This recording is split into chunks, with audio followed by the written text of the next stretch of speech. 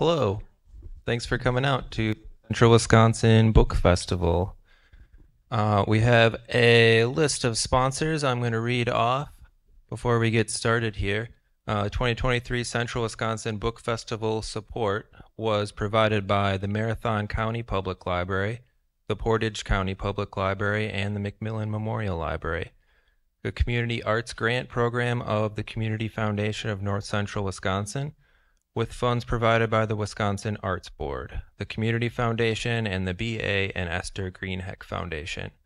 Support also is provided by the Merco Foundation, Warzala, Reuter Ware Law Firm, Marathon County Public Library Foundation, the Portage County Public Library Foundation, the Covantage Cares Foundation, the Center for the Visual Arts, Wisconsin Fellowship of Poets, Whitewater Music Hall, Stewart Inn, Bound to Happen Books, Yonke Bookstore, and Timekeeper Distillery.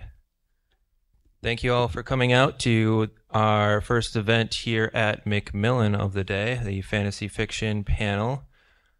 Today we have Bradley Bolia. Fell in love with fantasy from the moment he began reading The Hobbit in 3rd grade. While Bradley earned a degree in computer science and engineering and worked in information technology field for years, he could never quite shake his desire to explore other worlds. He began writing his first fantasy novel in college. It was a book he later trunked, but it was a start. A thing that proved how much he enjoyed the creation of stories. It made him want to write more. He went on to write the Lays of Anuskaya series as well as the Song of Shattered Sand series. He has published work in the realms of Fantasy Magazine, Orson Scott Card's Intergalactic Medicine Show, Writers of the Future 20, and several anthologies. He has won the L. Ron Hubbard Writers of the Future Award and earned a Gemmell Morningstar Award nomination. Learn more about Bradley by visiting his website, quillings.com. And next we have Catherine Addison, or Sarah Monette. Short fiction has been selected by the year's Best Fantasy and Horror and the year's Best Science Fiction. Her novel, The Goblin Emperor, won a Locus Award. As Sarah Monette, she is the author of the Doctrine of Labyrinth series and co-author with Elizabeth Bear of the Iskarin series. She lives near Madison, Wisconsin. Find more about her at catherineaddison.com. And we have Amy Allwarden. Lives for adventure, or at least mild action that doesn't require a lot of bending. She grew up playing Dungeons and Dragons, reading Forgotten Realm books, and attending Renaissance festivals and reenactment societies. Armed with these formative experiences and enriched by a BSc in wildlife biology, as well as a year spent teaching English in Japan, she combined it all into a high-powered pastiche that fuels her creativity. Immolation is the first book in her debut series, Raven vs. Crow. For more information on the author or her novels, go to amyallwarden.com. And now I will hand it over to the panel. They'll tell you a little bit about themselves. They'll field questions and discuss. Feel free to grab a bag or a Central Wisconsin Book Festival sticker on your way out, and or meet the authors, buy some books, get a book signed at the tables out in the lobby. Please give a warm welcome for our fantasy fiction author panel.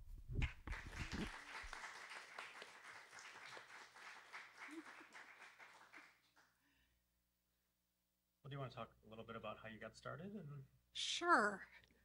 So I wrote my first fantasy novel when I was 12. And it was terrible. It was terrible. It's okay that it was terrible because I was 12. But I knew that was what I wanted to do. I knew I wanted to be an author. I knew I wanted to write fantasy because I had always wanted to write fantasy. Never been interested really in anything else. So I kept writing and kept writing and kept writing and kept writing, and eventually came up with a novel that didn't need to be trunked, which is where you put it aside in a trunk and you never look at it again. which eventually became the first book of the Doctrine of Labyrinth series, which is Melusine. Those 4 books were published in the aughts, and then there was a pause while my health fell apart, but came back together again. And I wrote The Goblin Emperor, which was published in 2014 under a new name for publishing reasons that are long and boring and make no sense. And then after that, I have been writing more about that universe with The Witness for the Dead and The Grief of Stones. The 3rd book in that trilogy, The Tomb of Dragons, is going to be turned in, hopefully at the end of October. So hopefully will be published next year sometime. So yeah, I mean, my journey to it was really pretty simple. I started writing because I didn't know I couldn't. And then... No one told you not to? No one told me not to. No one said stop? No one said, stop. And just, I kept doing it, and I kept doing it, and I kept doing it because I love it. And I suppose one of the things to ask about is why fantasy? Why do I think fantasy is so interesting and other kinds of fiction not? And I was thinking about that on the way up here. And, you know, why do I do this? And partly I think I love the stretch of the imagination, that you push just a little bit farther than you do for realistic fiction. You have wizards, or you have aliens, or you have vampires. You have something that's just not quite the same as our world, and that's the part I love. So that's me pretty much. Well, we'll go down the line. I think a very familiar path for... I'm sorry, I'm deaf in one ear and I can't hear out of the other. Sure. And maybe everybody else can. I just thought I'd share that with you. Yeah, that's okay. Is this better? Can you hear better this way? You're still swallowing your words. You write very well, I Is this any better? Yeah. Okay. Yeah, I can hear it more off the back of the room now. So, I think a real familiar path for a lot of writers is, or a well-trodden path, is games, either role-playing games, Dungeons and Dragons, right? And getting into dungeon mastering, game mastering, So playing the characters in role-playing games is one thing, and that's I think a useful skill as a writer, or it helps a writer, I should say. It's not a skill per se. But also becoming a dungeon master or a game master yourself, where you're creating the worlds, creating a bunch of characters which the players will meet, creating hopefully a plot line that the players won't try to veer off from too much. Helps to sort of develop these skills to world build a fantasy world, create characters that live in them, create some of the justifications for what's happening in the world, and why is there something that's gone awry that the players have to address. And so that was my entree. I mean, I went into science fiction. Computer science and engineering. I went to MSOE in Milwaukee. Worked in that field for 20 plus years before I got seriously into writing. But along the way, I just kept coming back. I was playing, computer role-playing games, running games, and then playing in them as well. So that was kind of my entree. But I really fell in love as I started to write more and more short fiction, eventually novels. This whole notion of kind of creating everything on your own, deciding what happens, and creating a piece of art in the end, and then putting that out in the world. So that's kind of how I got started. How about you? Thanks. I was like that stereotypical kid who would read while they walked in school, right? Like books were my life. They were my escape. I loved everything about them, specifically fantasy, like Sarah had said, just the expansive world. You could be anything. You could go anywhere. So, growing up, books were my solace, and I never remember a time not creating stories, because for me, the creation of stories is always about answering a question in myself, right? It's always, let's explore a feeling I have, and I'm going to make these characters kind of act this out, right? To kind of explore, well, why does this happen? Why do I feel this way? The book that I'm just working on now is a series about a middle-aged woman who's got kids and is trying to decide, could she still be a hero again? You know? So it's kind of a reflection of life for me. It's a way to answer those things for myself. But I've always been, like I said, as far as I can remember, I've always been writing stories. I did a very similar 5th grade book with a friend of mine. So yeah, nothing I would show others. But it was a great introduction to that world of writing and creating stories. And it stuck with me. Even when I was doing many other things, you know, getting a Bachelor of Science for me, I was still writing stories in the background, you know, always looking for a place to do that. I didn't start thinking of it professionally until about 13 years ago. I started getting odd jobs, freelance writing, ghost writing. I worked for a gentleman in London who was making role-playing games, and he needed content and backstories and that sort of thing. And then eventually, doing enough ghostwriting, I thought, well, I've been wanting to write my own stories. Why don't I just write one for myself instead? So it's kind of my long journey to writing my own stories.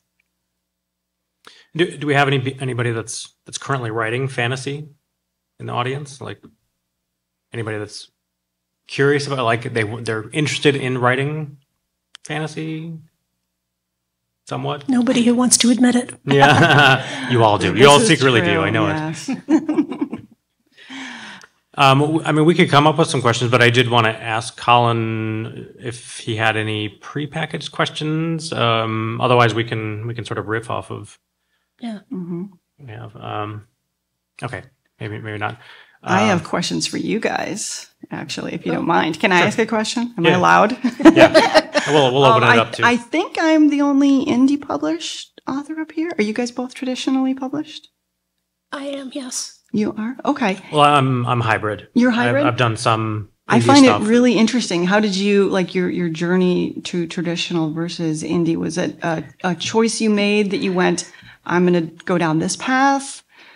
Well, okay, it's a good question. When I started... So what is traditional versus indie? Traditional versus indie. Indie publishing is self-publishing, where you do all of it yourself.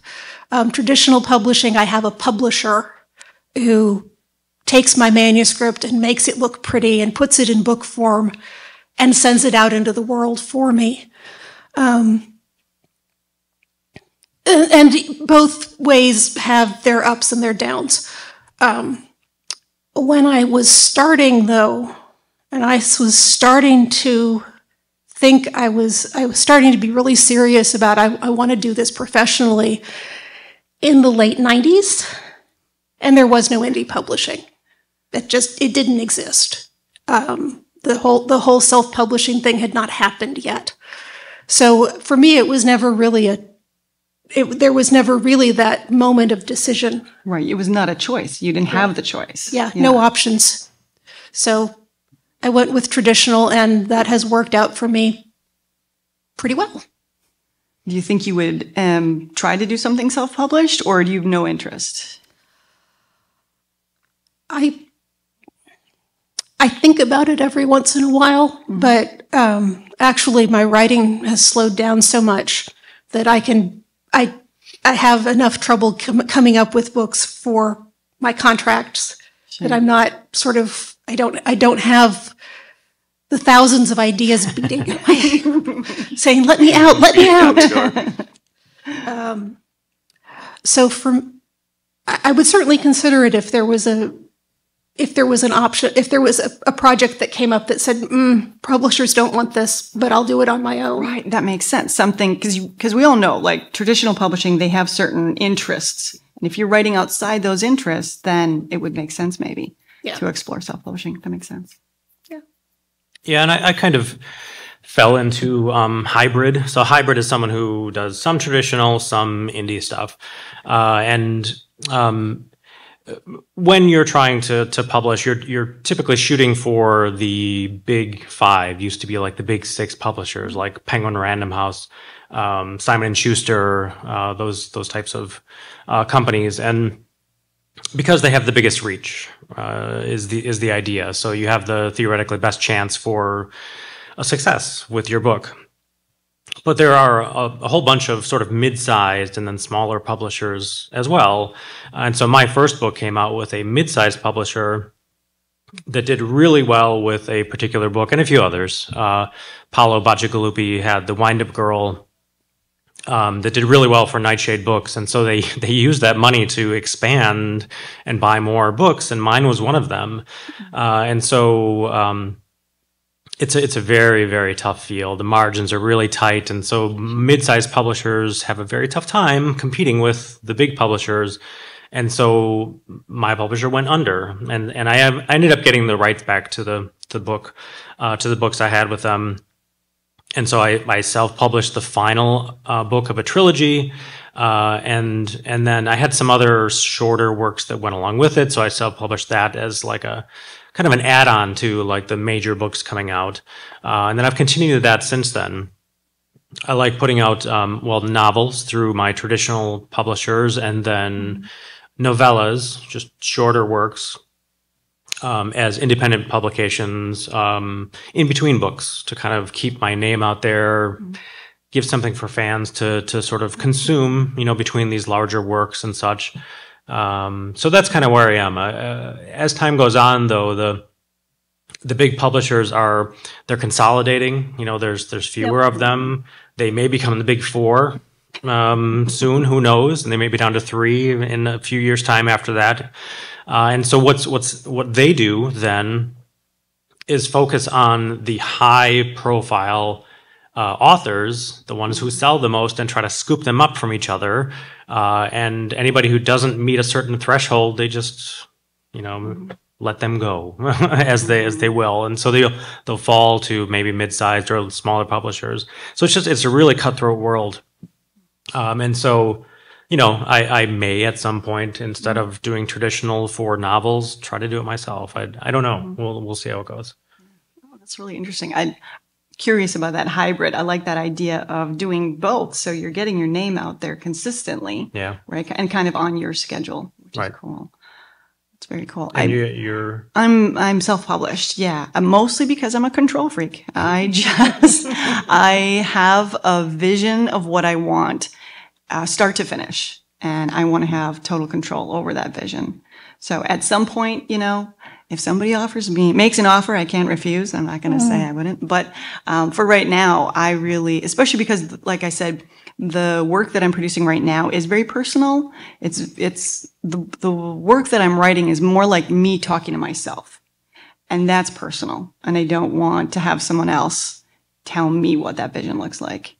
So that's where I'm at with self-publishing. And so far I've been happy with it. It's like you said, you're doing everything yourself. So, once I'm done writing the book, I have to go, okay, now marketing, how do I do that? Or, you have to teach yourself all these things. And I'm just in that part of it now. So, yeah. So, it's, when you come to writing, you think of the writing process itself, maybe the editing, and not so much the publishing part. So just so people can understand, what hats do you have to wear as an independent publisher? Oh, absolutely. So, you write the first draft, the second, and all the way up to the 10th draft, right, as a regular writer. And then you go through all the different rounds of some internal editing. I do reach out and find my own editors online who will go through line edits, proofread edits, developmental edits.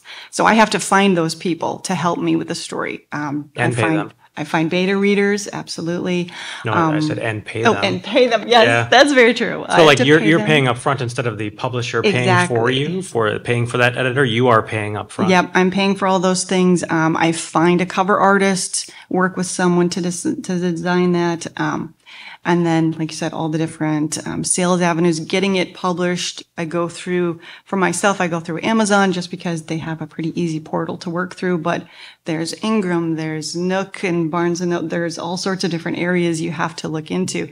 How am I going to format my material to best suit these different avenues? So I do all the formatting myself. yeah, I reach out to bookstores if you can, that kind of thing. Yeah, many different Yeah. layers. I know we're getting into business a little bit, but this is the fantasy panel. So why don't we tell the audience how you differentiate fantasy from other genres? Okay. What is fantasy? Oh boy. Ooh, that's a good one. Yeah, okay. I like that. Not a soft pitch. Okay.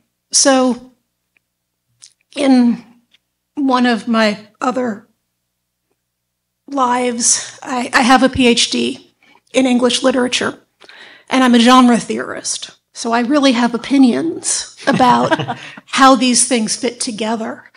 And I think of it as fantasy being the umbrella term for any kind of work where there's something that's contrary to what we know as the real world. So it could be magic. It could be science fiction that has, technology we don't have yet.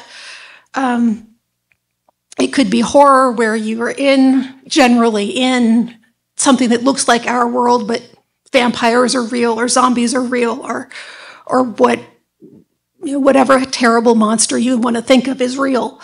But I think of all of them really as fantasy because they're all doing the same thing. They're all saying, okay, but what if this was true? What would you do then? And there are lots of different kinds of fantasy. I mean, even aside from my sort of high-handed assumption that fantasy comes first and the others, and science fiction and horror are just subgenres. But there's lots of different kinds of fantasy. There's lots of ways to go about it. There's fantasy that happens in the real world but has something that's not the same, like horror, but without. But if elves, there are elves in Central Park, that kind of thing.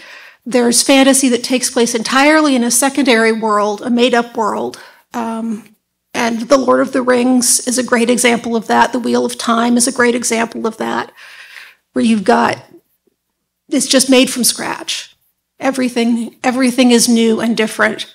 And then there's actually a kind of fantasy that they call portal fantasy, which is where a person from our world goes to one of these secondary worlds.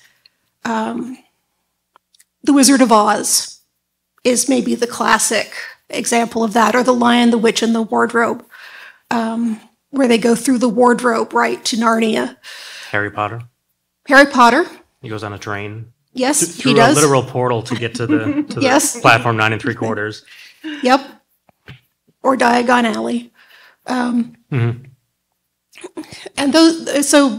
any of these three, you can have any mix of them you like. I read one many years ago, and I've now forgotten who wrote it, where the hero first had to go to Elfland, into Fairy to do heroic things, and then came back, but Fairy followed her. So, you can mix and match.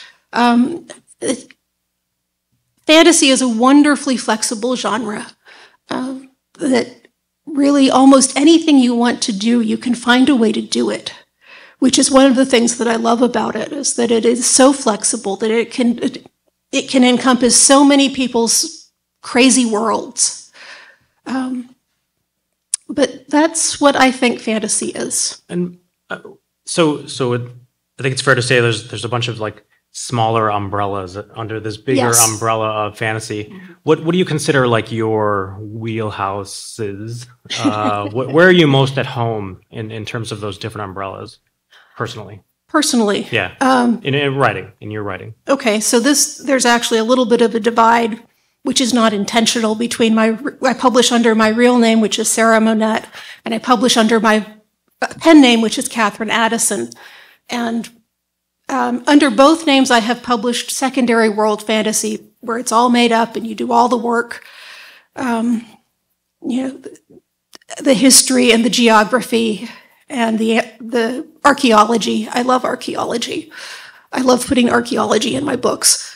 But I also write horror.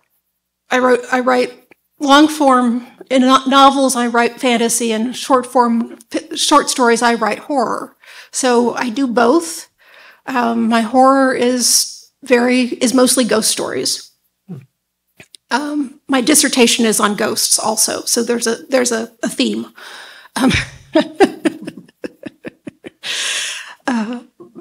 It's always important to look for themes. But I don't really write science fiction very much. The only science fiction I've written really has been co-written with a friend, because I like science. I think science is really cool, but I mostly don't grapple with it the way that I grapple with magic and the way I grapple with ghosts. So I love it, I admire it, I read it, I mostly don't write it. So Sarah said something interesting earlier when she was describing fantasy, and that like if you change something, if some element of fantasy shows up in the world, what would you do? Meaning like what would an individual do if something changed in their life, say? And that's absolutely one way to look at it. The way that I like to look at things, and it's just a different take on the same subject really, is like, how does the world change? I'm huge into world building. I love that part of story creation. If there is a different source of magic, or a source of magic, let's say, like how do people use it? Who fights for it? It would become perhaps a resource like steel or oil or energy that causes problems in like politics and geopolitics. And how would religion change based on the existence of magic, perhaps only in one area, not in others? There's so many ways you can look at that stuff and sort of slice and dice a given type of magic, a source of magic, and so I like playing with that, figuring out what would change in an area in the world based on the existence of that thing. And so I often create that as sort of a bedrock, a garden, in which I'm trying to write the story, and then other things grow from that. So like the countries, the people, and then individual characters. What is the story that develops from that? What is about? I like writing about worlds that are about to change because of this, and I'm hugely driven by the climate change in our own world and what that means to us. And how can that sort of be reimagined in like fantastical terms? What is changing in a world based on the magic?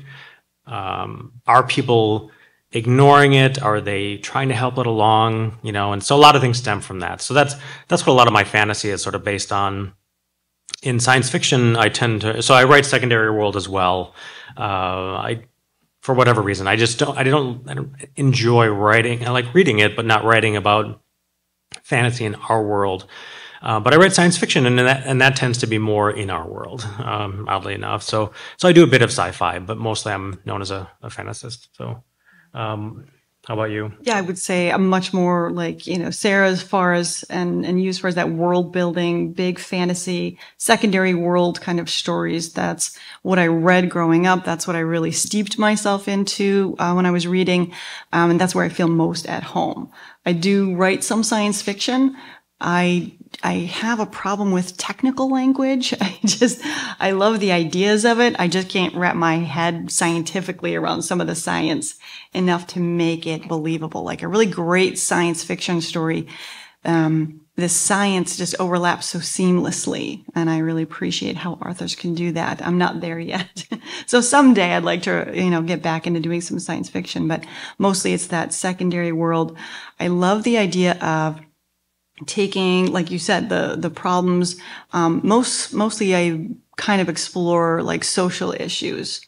And then once you take a common social issue in our world and then put it on the face of, orcs and elves and all the, you're exploring a similar issue, but it looks completely different. And that's probably where I spend most of my time. Those are the stories that I enjoy writing the most. But I do like to kind of dabble within that secondary world. in sort of subgenres, right? So action adventure, epic fantasy, romance, even like, you know, if you can imagine a Western based in a fantasy world. Like I like pulling from all those different themes to kind of get the story. Okay, good. So I have a follow-up question, but I'm curious if you have any questions out there. I see a hand up here. Do you have a question? I'm curious about how you develop your magic system.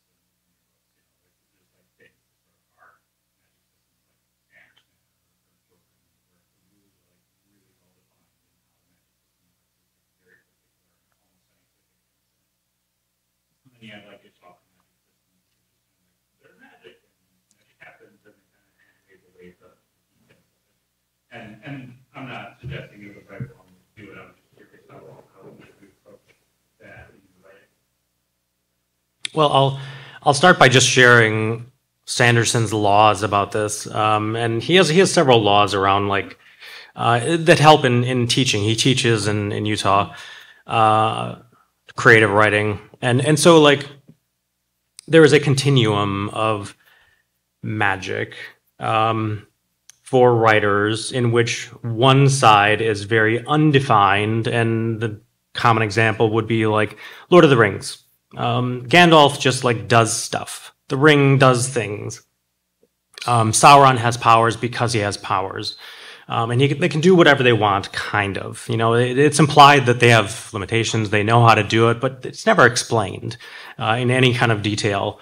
And then the other end of things is more like Sanderson's works, plenty of others, where the magic is quite defined. Like, you must have this bit of this component along with this component. And when you combine those two things, they create this effect. And it is very science-like. And so what you end up with is, on the one hand, magic that is undefined and feels more mythic, which is a thing, and it's not good or bad, it just is. And then the other end, I think readers can feel more engaged on the other end because they know how it works, it's explained to them. And the characters can, I think, get more creative with how to utilize the magic and how they employ it in interesting ways. You know, maybe finding a wrinkle that other people haven't thought about, and a new invention in magic. But it does feel less mythic on that end, and so it does feel more sciencey. And so, like, maybe more accessible, but not as fun in some ways. You know, and so you, as a writer, you have a choice to make. You know, where do you fall in that spectrum? And I tend to fall, well, somewhere in between, I guess. I don't want it to feel like completely arbitrary, because that feels like Harry Potter. They can do whatever they want as long as they know a Latin phrase and they wave their wand a certain way, right?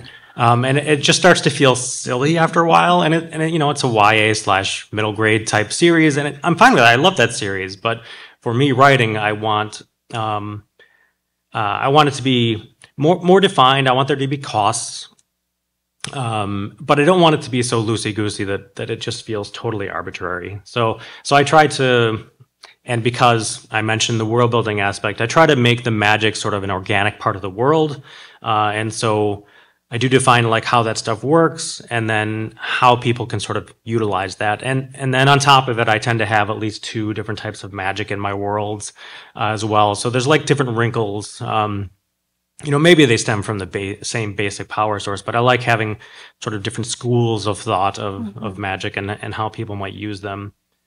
So that's my take. So I have 2 different answers again. The Doctrine of Labyrinths, which I wrote mostly when I was in grad school, looks at there are schools of magic, like there are schools of critical theory, and each school has its own very strong opinions about how you do it, but they're all correct. They're all correct in different ways. The only incorrect theory of magic is the one that doesn't work.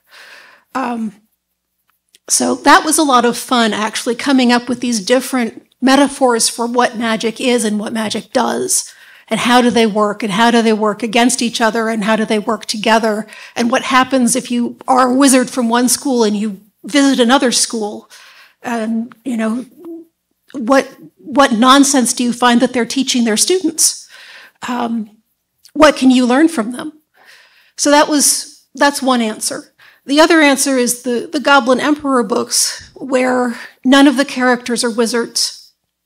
And so they don't know how magic works. And magic in that world is a very, very low-key, very laid-back, restrained kind of thing, where it doesn't happen very often. So they don't really have a lot of exposure to it, which means that I don't have to come up with 3,000 different schools of magic, and how they work together and how they don't. Eventually, I suppose I will write a book in that world that has a wizard as a main character, and I'll have to figure it out, but I haven't got there yet.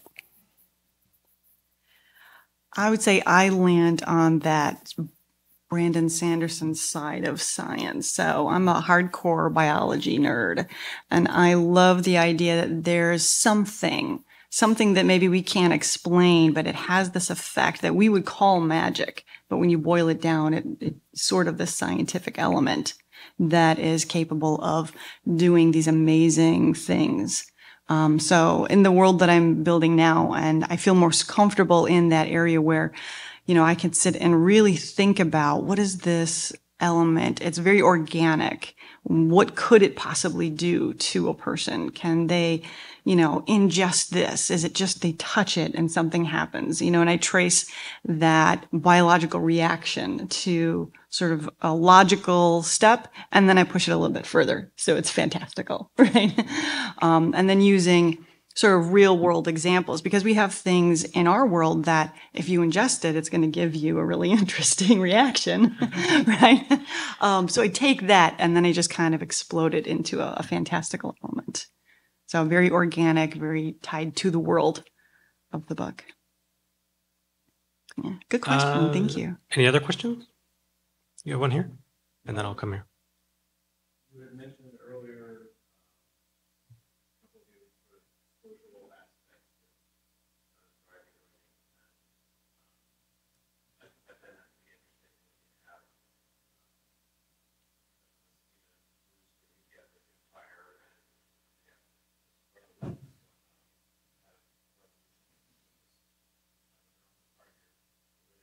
what sort of, along with magic, what sort of social or political kind of thing do you find interesting to drive your story? I can start. Go. All right, so Sure. I do like focusing on the geopolitics. I mean, I'm a J.R.R. Tolkien disciple, so I love having this sort of mythic feel to things, and I often sort of regurgitate some of the same kinds of ideas, like these ancient things are reawakening in some way, and in one case, in the Lays of Anaskaya, my first series. Okay. There's a like a blight that's sweeping through the land, and this the world is about to go under a change, and it's sort of magically based, and people have been ignoring it for too long, and so the people have sort of enriched themselves off of that sort of not devouring the land, but sort of feeding on this magic for too long, and it's not an inexhaustible resource, and so there has to be a point at which they come to grips with this and decide that they have to change. They have to change their way of life. But the people in power, of course, got there for a reason. They've inherited this power and don't want to change, and so there's lots of struggle, with doing that, sort of waking people up to the reality first of all, and then making them do something about it once they actually do realize that is the cause. And so very much sort of climate, change based. And so, yeah, so I do try to imagine what that will mean for the main powers in play in the worlds that I create, because, like it or not, there's often sort of centers of power that are controlling things.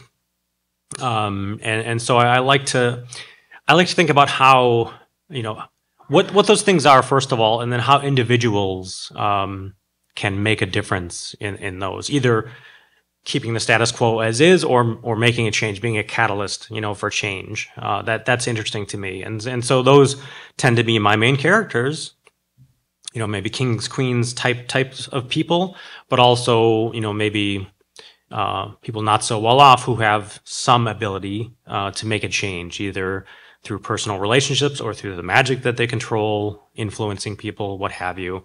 So those are the wrinkles I try to explore, like what are the power bases given the magic of the world, who controls them, what's about to change, and who can help make those changes, and who's trying to keep it the same.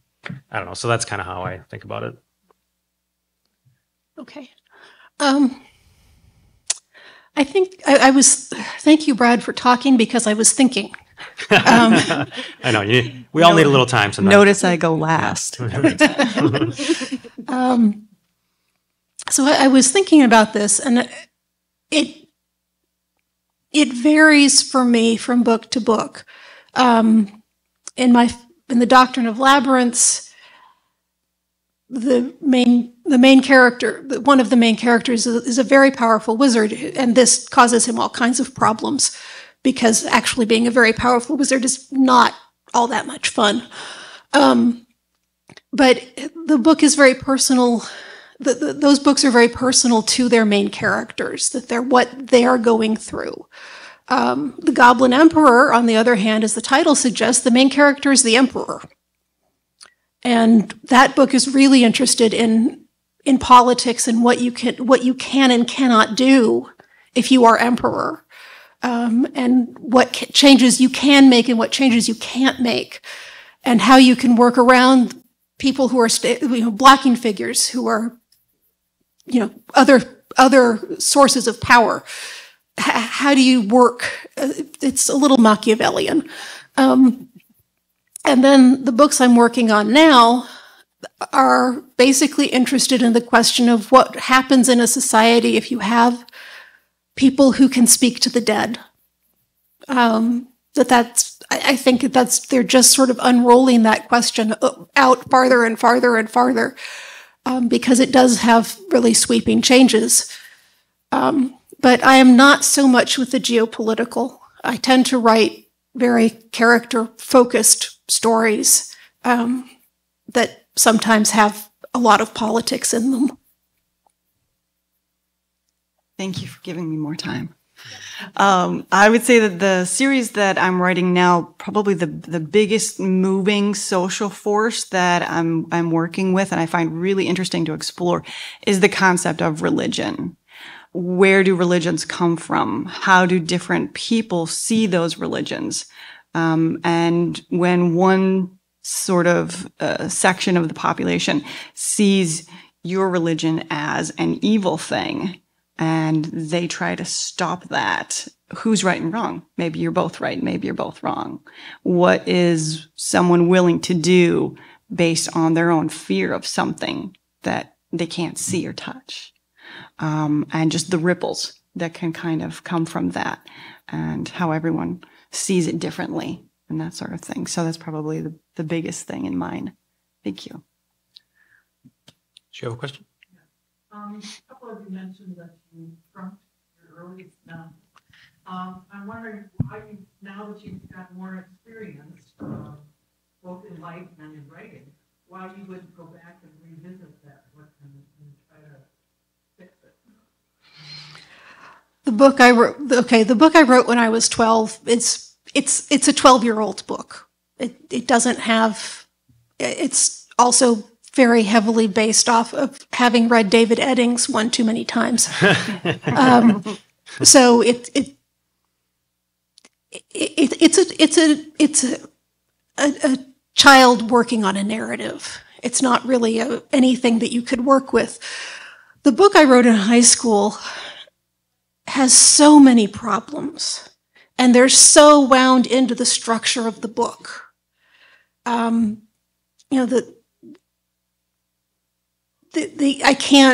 have looked at it. I have gone back and I have looked at it, and I said, well, okay, could I fix this? And discovered that no. It's just the problems that I didn't know how to fix when I was 18 are problems that I know how to fix now that I'm 48, but not without completely disassembling the book around them. So if I'm going to do that, I might as well just write a new book.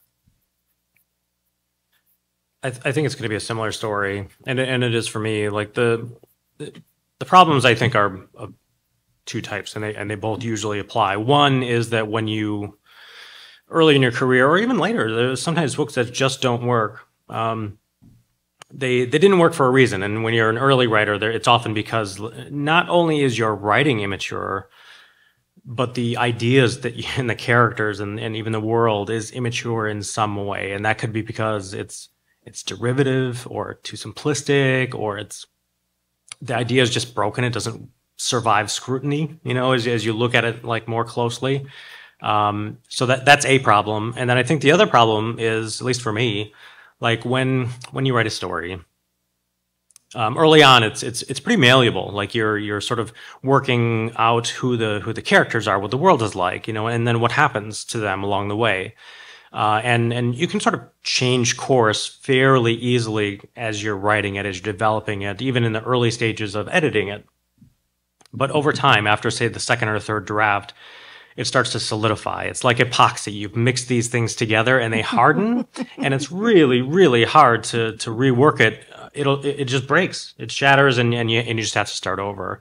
And maybe the last thing is you fall out of love with the idea. You see all these problems, and you're like, that doesn't give me juice to write it anymore. And that's half the problem with being a writer, is having the drive to stay in the chair and get a book out every so often, whatever you want, one a year, a couple a year, whatever, what have you. If you don't like what you're writing, it's really hard to write that thing, and it shows up in the end product too. Like if you don't enjoy it, the readers probably won't either. So that's a number of the reasons for me. Mm-hmm. Have you had trunk books as well? I've got pieces of stories that I don't come back to, and for the most part, kind of echoing some of what you said. When I was a beginning writer, I was interested more in the what of the story. We're in a cool world doing cool stuff. And now I'm interested in the why of the story. Why are we doing this thing? What inside of me needs to be answered or said? So that's changed. And though I could go back to those cool elements, and I sometimes do pull from old things, they kind of get a renewed life in new work, I don't ever go back to it in its entirety anymore. Thanks. Any other questions? One here? You've all done a fair amount of writing, so we straight into often front writer's block. How do you handle that? Ooh, that's a really good question. First of all, I think we have to sort of say, okay, what is writer's block? And writer's block is where you find that you want to write and you can't write. You want to write and you can't write. There are other kinds of problems that writers can have about not wanting to write. I'd rather go do this other cool thing. And what Brad was just saying, you have to have something that is keeping you coming back to this chair and this story. And if you don't have it, you need to try again. But you want to write and you can't write. And there can be a lot of different reasons for that. One of them is that you've gotten to a point in the story and you don't know what happens next. And that part I figure out by free writing, loosely so called, because I don't do it the way that other people do it. I say, okay, why am I stuck? And then I write about why I'm stuck. And eventually that turns into, okay, how can I get unstuck?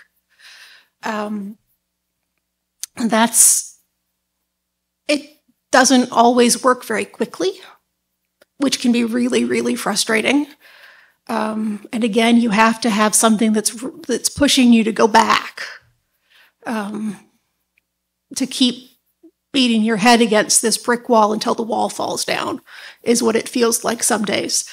So that's the simplest sort of answer. There are other reasons for not being able to write, like you literally don't have time because you have a job, you have family, you have other commitments that you have made that you have to honor. You can not be able to write because you're exhausted. It's important to rest because burnout does happen. Writers do get to a point, professional writers can get to a point where they can't do it anymore because it's turned into all job and no love. And then you stop and you go back and you think about the things that you love and you read the books that you love and you sort of are patient with yourself. Patience is an important part, I think, of any kind of getting around any kind of writer's block, is being patient with yourself, being patient with your brain, being patient with your story. And thus far, knock on wood, it eventually works. And eventually it come back around and say, oh, okay, I know how to do this again. Thoughts on writer's block? I would say, yeah, something similar to you as far as if, you're experiencing writer's block. To me, it's been very helpful to really analyze the why of why you're blocked. That's probably the best advice that I've heard and that I would give others. If you're reading what you've written and it's boring you, then that's probably a sign you need to re-look at that scene a little bit and be like, well, maybe it's just not a great scene. And this happens to me a lot personally, is that I'll sit down to write and then, oh, I got to get the laundry done, or, oh, wait, hold on, I got to go do some dishes quick. And I know I'd rather be writing, but it's because the scene I'm writing is hard, emotionally difficult to write. So that's a tough one. You kind of have to take it in bites, right? Take it in little pieces and that kind of stuff. So if you can have that separation from yourself and the work to realize what's going on with me, what's going on with my story, that helps a lot to kind of pull the threads and find out why you're disconnecting from your story a little bit. If you haven't been able to tell so far, I'm a very nuts and bolts kind of guy when it comes to like developing the world, developing the story, but also in terms of like writing advice. I give a number of talks on writing and stuff. And so one of the things that I say about writer's block is that sometimes it's because you took a wrong turn somewhere. And so there are many reasons for writer's block. But try to go backwards through your story and go as far back as you need to find the place where it feels good. I was totally on track at this point. Right around there, probably the next scene or the end of that scene, is a place where you made a decision for the characters that was wrong in some way. They did something that they probably should not have done. It doesn't work thematically. It doesn't fit the characters. It doesn't get them closer to the end or even further away from the end. So take a look at that. I am also a rules-driven writer. I have these goals for the day and stuff, and goals I have weekly goals, I have monthly goals, et cetera, et cetera. And sometimes that pressure is a lot. And I don't mind it normally, but at times I'm like, this is too much, man. I need to get away from this stuff for a day or two. And so I do. And sometimes that freedom just frees up the logjam while you're gone. And then just one last thing I'll pass along is that sometimes you're feeling a bit lost because you've lost. I talked about juice before. Like you've fallen out of love with the story for whatever reason. Maybe because life is intruding. Maybe because the pressure is high to finish it. Whatever. And so there's different ways to do this, but I keep Pinterest boards for my stories to generate architecture, garb, food, geography, all kinds of stuff. And I developed that stuff early on. And so when I was developing it, I was so excited about this book and this story and these characters and stuff. And so as I'm writing, I'll get to this point where I'm like, I'm getting tired of it. I want it to be done. And so I'll often go back and literally just scroll through my Pinterest board. And it works so well to snap my mind back into that place where I was excited about the story. It was like, you see these memes that talk about like, the thing is I envisioned it and it's this beautiful painting of a horse or a picture of a horse, or whatever. And then like what I actually came up with is like this crayon drawing of a horse, And that's what it feels like as you're writing. You're like, oh, this is horrible. I can't stand this thing, And so anyway, so getting back to that picture of the horse for a little while, for a day or two, just be in that place for a bit. And sometimes that helps you get back on track. Any other questions? One more? Let me go way in the back. Well, wait, you haven't asked one yet here. Yeah. It strikes me it's convenient to be a practicing schizophrenic. Yeah, well, I mean, you certainly have to wear a lot of hats, right? Yep. To inhabit, the characters and stuff. And then, I mean, that's not even counting. Yeah, I'm probably not the only one at the table that talks to themselves. Yeah. So yes, I think you're right. Yeah, they talk to us. Constant inner dialogue. Yeah. Did you have one back there? Okay. Yeah, I did. It's kind of a set question. We have these large language models, ChatGPT, generative AI, which have, very clearly already been used to spam books into Amazon and things like that. But there are also authors that I've read about that are using them to sort of generate the sort of local color of their story to save them writing effort so that they can focus on their character-driven stuff or their geopolitical or like that. And I'm just curious about your thoughts on these things, which have been, trained on the body of humanity, exposition that on the internet that they've sucked up and fed into the algorithm. So, like, the two sides are, like, how do you feel about that? And has that sparked any ideas for stories that you feel like you meant how AI and story writing isn't new, but right now it's clearly very powerful? Any thoughts? I personally don't think that you save effort by skipping parts of your world building. Even if you're trying to think of the history of a city and you don't need it all for what's going to be in the story. You need it all for your brain. I spent a long time drawing maps between the Goblin Emperor and the Witness for the Dead that I haven't used. I haven't looked at them again, but boy, did I need them. So I think that it looks like a good shortcut, but it's really not, is my feeling. I haven't had any ideas based on it at this point, but like, there's so much wrapped up in it. Like there's a thing going on around now these last week or so. The Atlantic came out with an article about ChatGPT and which books actually fed it. And so there's a searchable database on that article, the Atlantic article, where you can look up which books are there, and you can look by your name. And so I've done it. Plenty of other people have done it.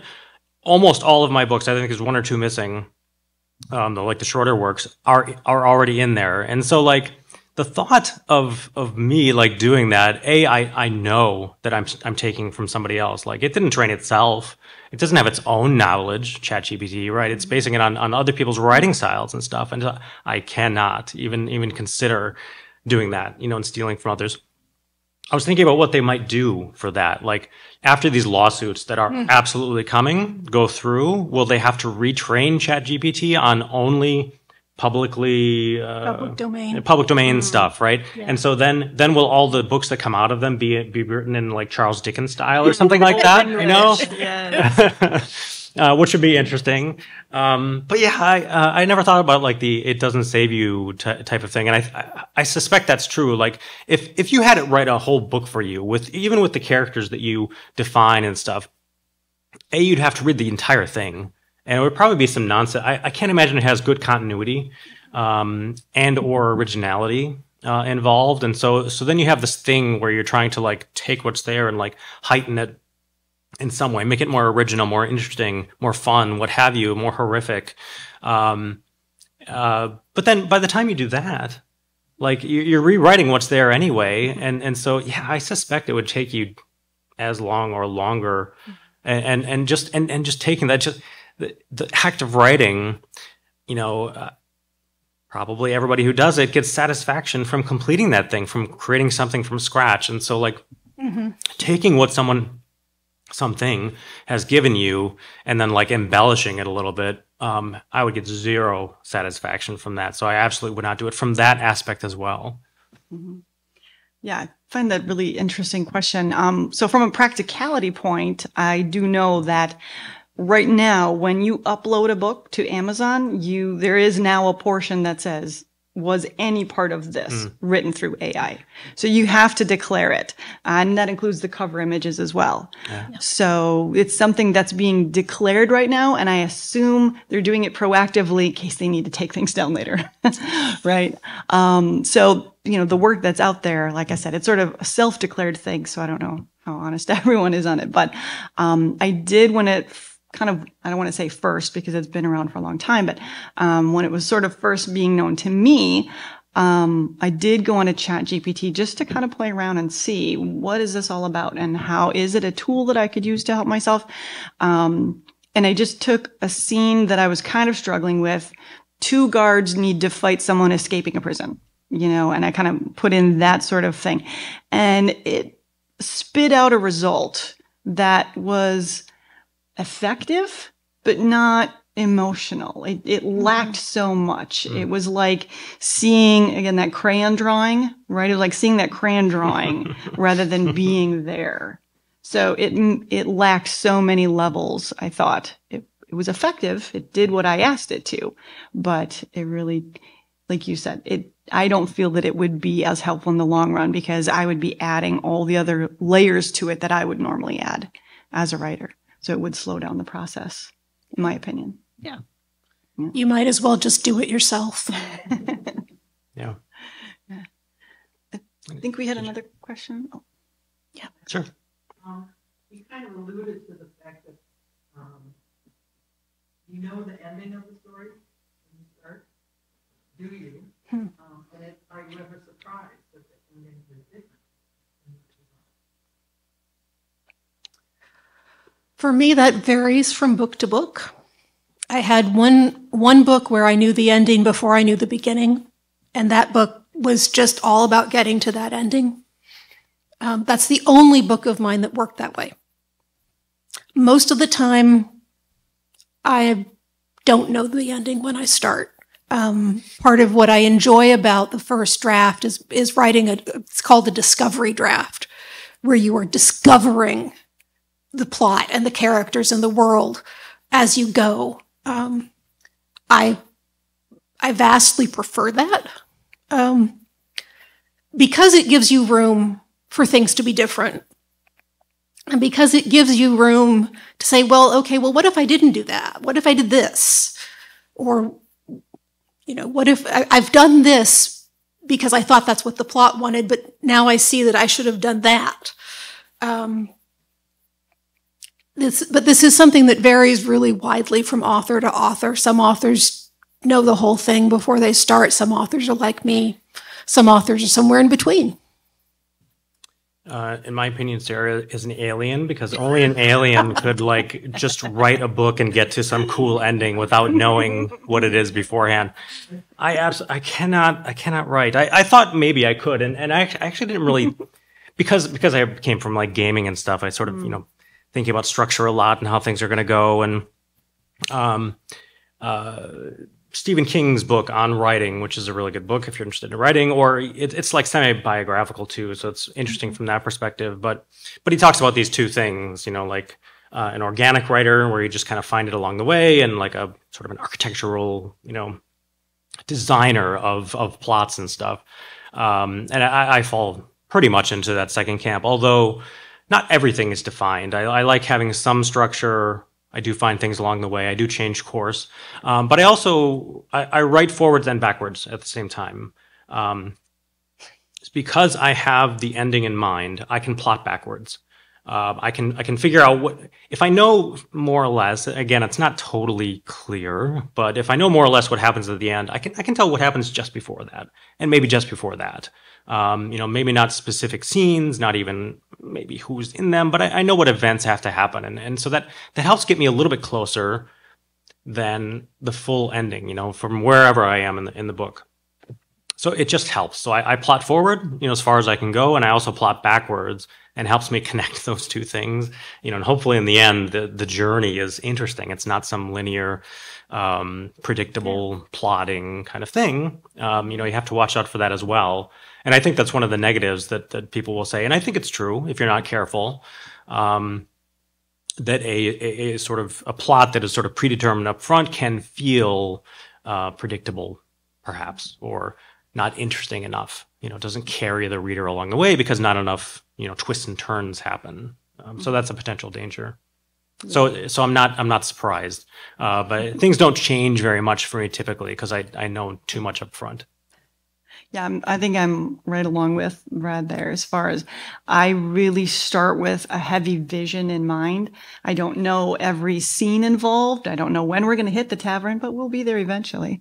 That kind of thing. I know where we're headed, where we're going to end. A little bit of that middle just needs to be developed, but much more like how you described it for me. Yeah. You are both aliens. No, you're the alien. I don't know what time we're supposed to be wrapping up. Another question? But yeah, we can do maybe a couple more questions, and I have one like wrap up one we can do maybe. I guess the question revolves around there's this concept of things that have cultural appropriation, and in fantasy you're somewhere else, so you're not, you know, you're not lifting songs from Menominee history or something, but there are echoes of our world even if you're in a culture. So like you have a desert series, and when you're writing, how much thought goes into how do I make this not seem like something that exists already? You know, or if you're in a Northern European-esque setting, how you write that so it doesn't seem like you're just ripping off the Northern editors or something. Yeah, well, I mean, you touched on cultural appropriation, and it's a concern even in secondary fantasy, even in science fiction, I suppose. You know, there will be clear parallels if you are drawing on parallels from our world and such. So that's constantly on my mind. I don't want to, well, I don't want to steal a culture outright. I also don't want to do them a disservice, you know. So I pay attention to that along the way. But then, I mean, for me, it's I'm trying to make the world like my desert-based fantasy is based on our Middle East, and the main set of characters and people set in this city of Sharkai in this vast desert has roots in our Bedouin culture. These people revere traveling, visiting different places in the world, and sort of honoring those things as they move around. They revere sort of gathering together and talking about those different travels, sharing with one another, and so. Yeah, like inheriting some of that stuff, but making it its own is a challenge, and it's something that's constantly on my mind. And I don't know how to talk about making that happen beyond making your characters feel real to you, making them feel like individuals, and doing the sort of the same with the cultures, so that you're, yes, I mean, you're inheriting stuff from our world, but you are making it its own thing, and you're breathing life into that place, so it doesn't feel like the same thing. People can feel like they're visiting something new.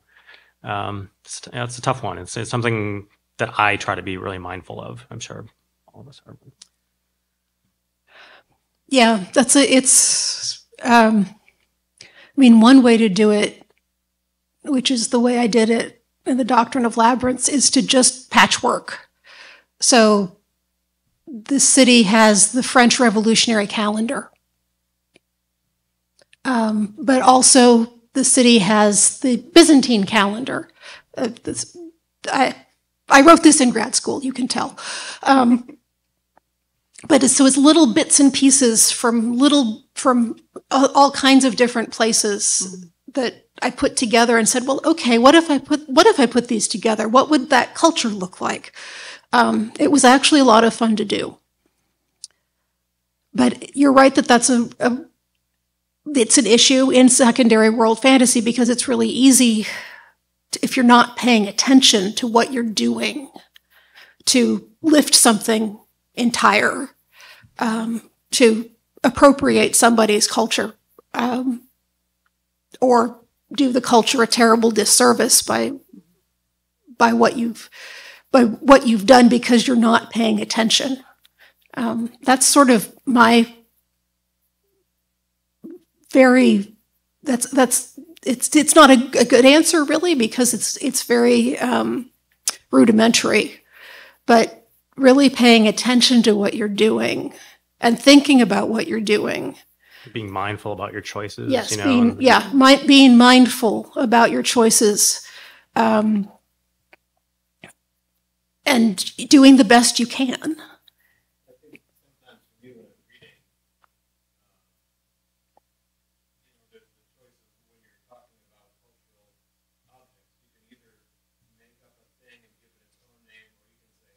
Well, there's this single-edged curved sword that this guy uses. Call it a katana. Right. If you know what a katana is, well, then I don't have to spend 5 paragraphs Yeah. telling you exactly what the thing is, and you know what I call it a crack.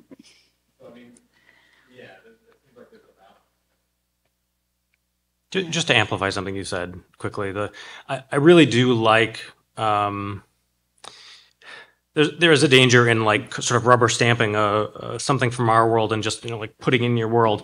And one of the ways you can combat that is by combining different little pieces from our world because it makes it feel unique. And our world is messy. There are influences here from all over the world, and that's true of any geographic area, right? It's not all one thing. There are influences from all around and from time and different colonizers perhaps or technologies that existed that are no longer there or whatever. And so like just sort of pulling things somewhat randomly as long as they feel like they fit can help create this sense of ordered chaos that makes your world feel real, and lived in. Yeah. I think for me, I approach it very similarly as far as that patchwork, always trying to keep things in mind, and trying to use the word inspired by versus taken from, right? I like your example of using the word katana because then the reader goes, oh, I know exactly what that is. I watched a video of a gentleman who said, reading the Secondary World book and had to put it down because they drank champagne. He goes, can't you find another word for something that was derived from fruit, And I guess it's really particular, right, to each reader how disruptive that earth word would be because it has connotation and it has depth and sometimes it has culture attached to it. So yeah, I don't think there's a really good answer for that. It's a good question though. Yeah. We're getting close to time. Maybe Yeah. Do you have a quick one? I don't know how quick it is. All right, let's do one more and then I'll ask to wrap up. It actually kind of dovetails off the Barrett's question. I've been reading a lot of those Stevenson lately. He writes these massive info dumps in his stories that are somehow like gripping and exciting and fun to read.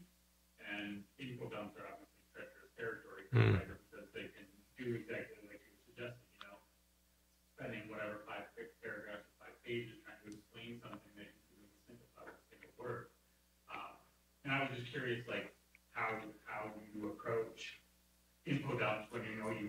a bunch of information and try to make it part of the story rather than having it knock your readers out of the story. I'll Go ahead. We all have thoughts on this, I'm sure. Yeah. The best thing I've ever found to do is to have characters who like to tell stories.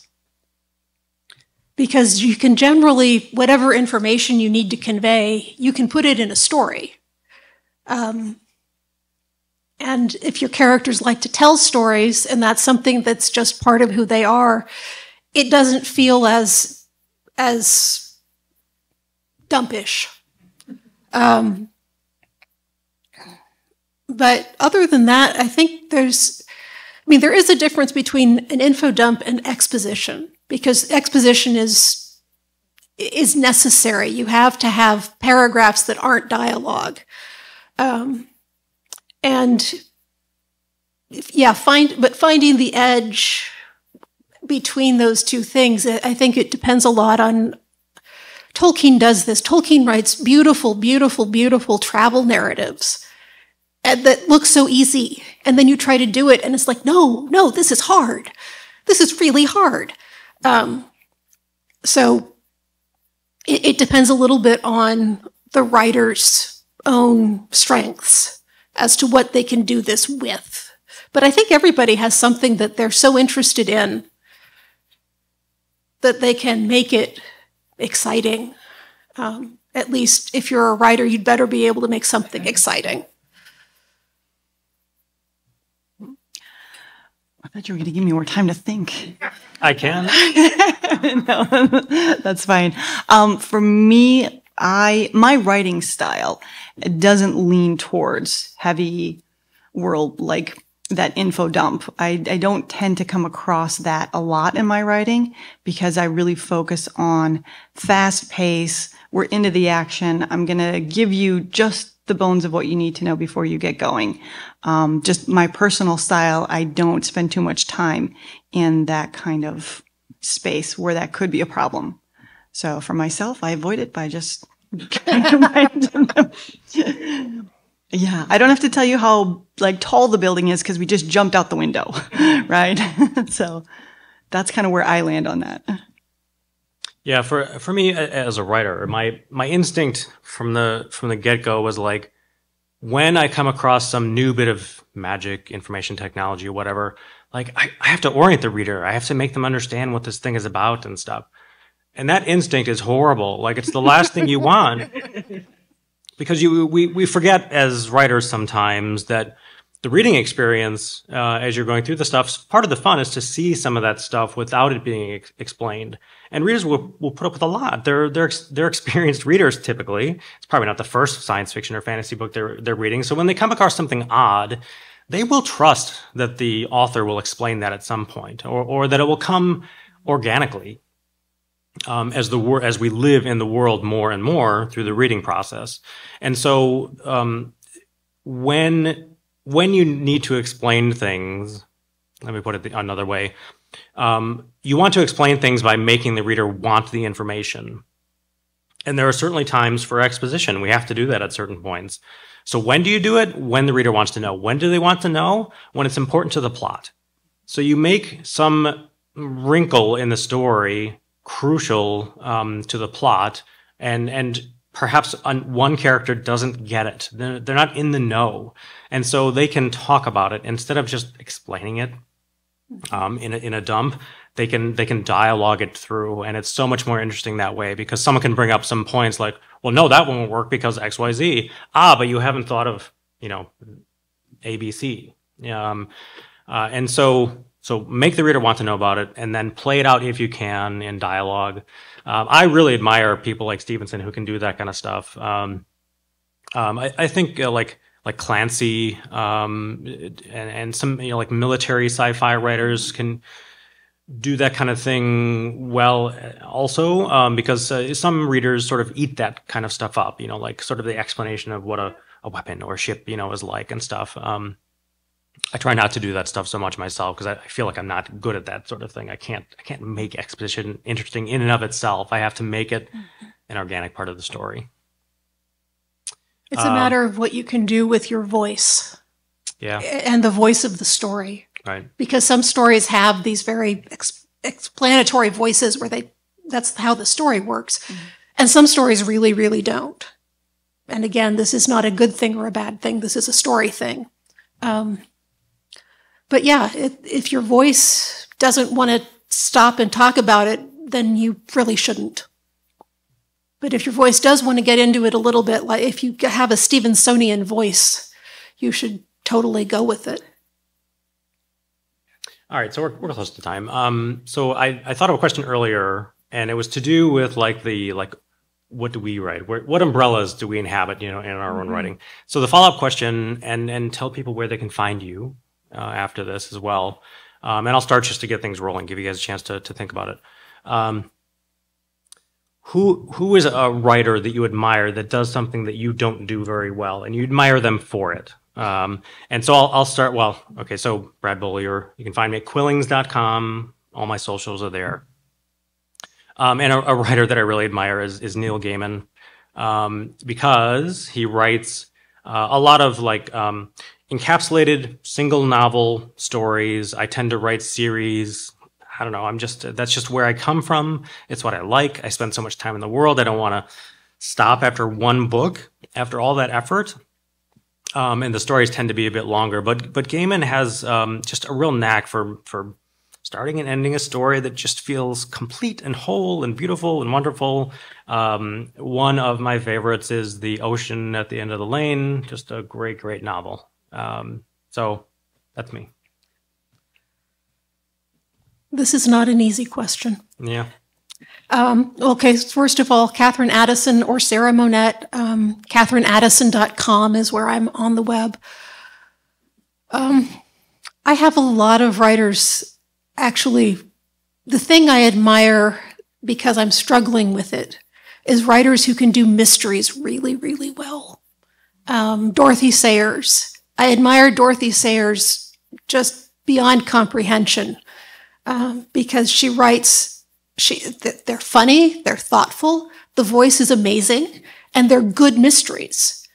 And Is she fantasy? no, she's a mystery writer. Okay. She was a mystery writer, I should say. The Witness for the Dead and The Grief of Stones and sort of The Tomb of Dragons, which is the third book, are mysteries. And boy, was that a stupid thing to do. Because it's really hard. Yeah. So yeah, that's where my admiration is.